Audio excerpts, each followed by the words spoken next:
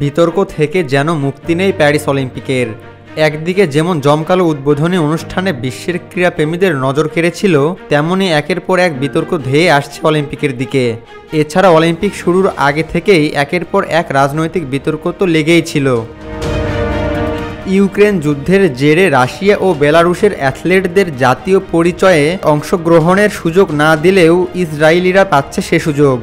এরই মধ্যে নানা ভুলভাল নিয়েও চলছে আলোচনা। কখনো দেশের নাম পাল্টে দেওয়া, তো কখনো ভুল জাতীয় সঙ্গীত বাজানো।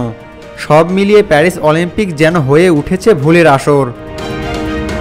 ক্রীড়াঙ্গনে এমন মহাযজ্ঞ শুরুর আগেই একাধিক অনাকাঙ্ক্ষিত ঘটনায় বারবার প্রশ্নবিদ্ধ হয়েছে ফ্রান্সের নিরাপত্তা ব্যবস্থা। নিরাপত্তা ইস্যুর প্রথম ঘটনাটি ঘটে নিউজিল্যান্ডের নারী ফুটবল দলের অনুশীলনে, যেখানে ড্রোন উড়ান কানাডার কোচিং দলের এক সদস্য। এরপর আর্জেন্টিনা মরক্কো ম্যাচে সমর্থকরা ফুটবলারদের গায়ে আতশবাজি ছুড়ে মারে। এমনকি আর্জেন্টিনা অনূর্ধ্ব-23 দল প্যারিসে ডাকাত দলের কবলেও পড়ে। এরপর অঘটনের 16 আনা পূরণ করে আরও একটি চুরির ঘটনা, যা ঘটেছিল ব্রাজিলিয়ান কিংবদন্তি জিকোর সাথে।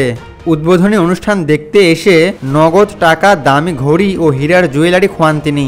সব মিলিয়ে বাংলাদেশি মুদ্রায় যা কিনা 6,36,00,000 টাকা সমমূল্যের জিনিস। এছাড়াও উদ্বোধনী অনুষ্ঠানে আরও অনাকাঙ্ক্ষিত ঘটনার দেখা মিলে। ফ্রান্সের রাজধানী প্যারিস অলিম্পিক গেমসের উদ্বোধনী অনুষ্ঠানের মাত্র কয়েক ঘন্টা আগে দ্রুত গতির রেল নেটওয়ার্কে অগ্নিসংযোগ ও হামলার ঘটনা ঘটে। এতে বেশ কিছু রেল লাইনে ট্রেন চলাচল ব্যাহত হয়েছিল।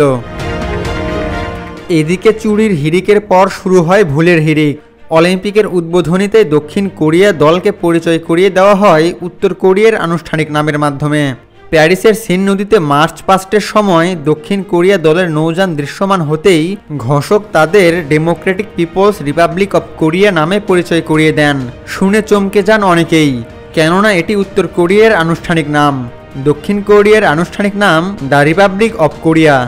ঘটনার পরপরই আয়োজকদের কাছে ব্যাপারটি তুলে ধরে ক্ষোভ প্রকাশ করে দক্ষিণ কোরিয়া কর্তৃপক্ষ। এত বিতর্ক শেষ না হতেই নতুন বিতর্ক শুরু হয়। বাস্কেটবল ইভেন্টে পুয়ের্তো রিকোর বিপক্ষে মাঠে নামে দক্ষিণ সুদান।